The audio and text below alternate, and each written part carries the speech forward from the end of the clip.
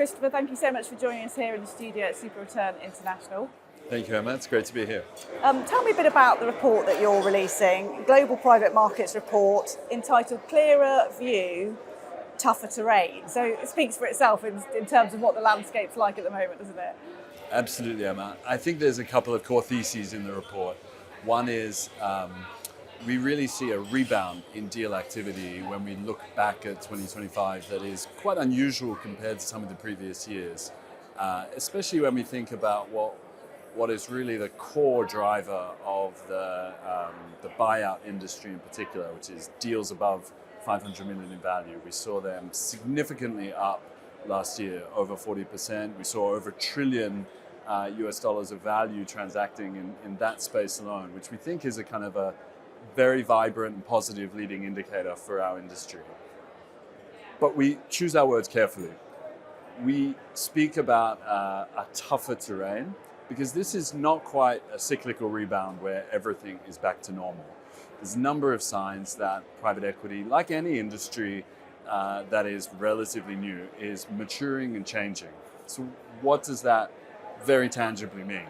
I think it means a few things. One, we see purchase price multiples of companies near or at historical highs. So that means the returns are likely to, if we're going to be able to realize the returns as an industry that historically we've seen, may need to come from different sources. I think the second thing that is tougher about this terrain is we see actually that the exit backlog of companies is bigger now than ever before. There's 16,000 companies that have been held in GP's portfolios for more than 4 years, which, if you think about it, is more than double the combined count of every listed company in Europe and the US, which gives you a sense of the scale of the problem. It's a challenging picture. It's a different picture for this industry to deal with as well. So are you seeing sort of a structural shift in how the industry is going to find those good returns? You sort of inferred a bit about value creation becoming much more important there. What are you seeing in those terms? Absolutely. I mean, we think about a shift from finding alpha to manufacturing alpha. And that means a few different things that GPs are doing differently. One is we're seeing more GPs underwriting the alpha creation and operational value creation at the point of diligence, getting comfortable that there is real pricing upside, that there is real operational upside from capital productivity, site consolidation, all the classic levers of operational value creation, but they are needing to identify them and build a plan around them earlier.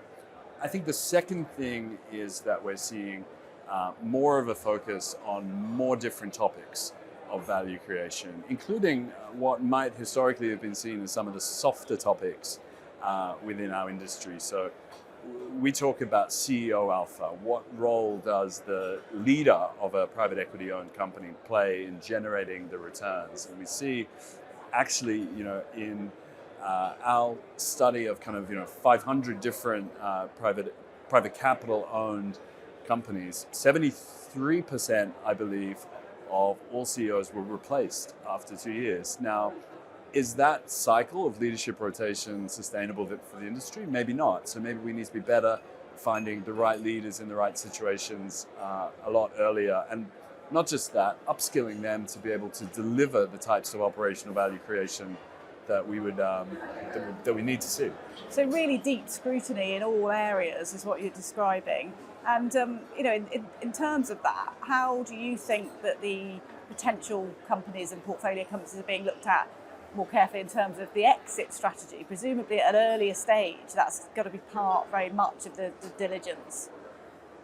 Yes, I think that when we advise GPs and thinking about exits, it's about having multiple shots on goal.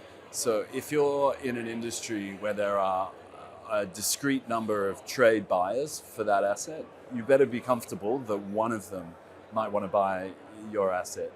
I think one of the helpful facts from last year is we see the IPO window, which has been relatively closed for the last few years, has come back with a bit of a bang, which gives sponsors more options at exit. But you're right, it's one of the most fundamental questions for any sponsor is who's going to buy this. But I'd add one point of context is We also see that the time that these companies are staying in a sponsor's portfolio is increasingly long.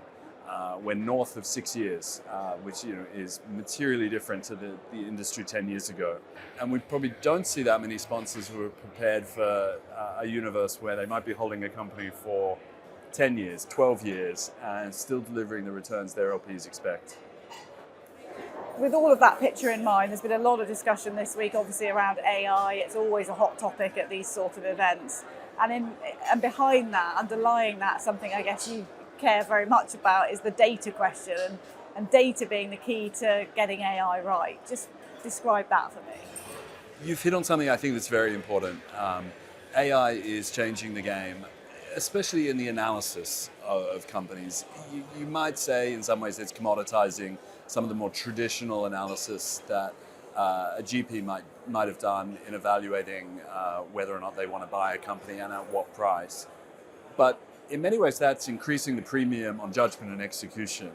And it's also increasing the premium on what your proprietary data is and what your proprietary relationships are. So I don't think we believe that data is commoditizing analysis full stop, but rather the edge that you as a GP have is going to be more linked to the proprietary data that you own and how you use and deploy that, rather than necessarily your access to new public data enabled much more quickly by AI. So having that quality, authentic data for both the GPs themselves, but also the portfolio companies might be, in possession of good quality data in their own industries.